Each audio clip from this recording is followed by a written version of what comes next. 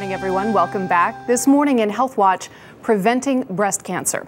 Almost 200,000 women will be diagnosed with breast cancer this year, but by making 4 simple lifestyle changes, you could reduce the odds of getting the disease by almost 40%.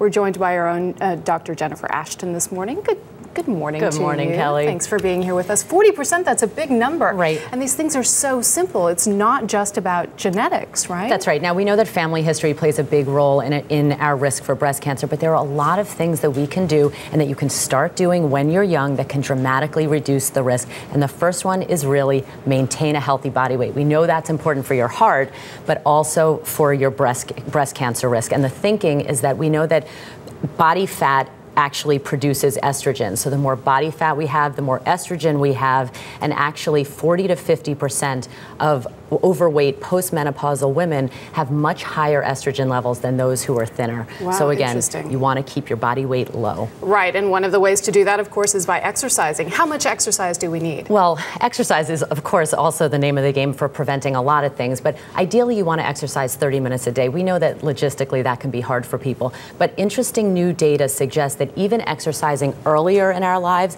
can reduce our risk of breast cancer much later. So as much activity as you can do, the better it will be for everything, including breast cancer risk. And what about maintaining a healthy weight? That goes along with all of this, but are there certain things that you should eat as opposed to others? Well, in terms of the diet, you know, the new thinking is really, it's called the diet of thirds. So a third of your plate should be, you know, a lean source of protein like fish or meat. But then the other 2/3 should really be things that come from plants. So vegetables, whole grains. The more colorful your dinner plate is or your diet is in general, again, the lower your risk for breast cancer. So scale back on the potatoes and meat and try to minimize the white veggies. foods and eat the colors of the rainbow. And what about alcohol? Can we have a glass of wine and still be okay? Well, this is controversial, but again, all of these type sources of alcohol really contain the same servings.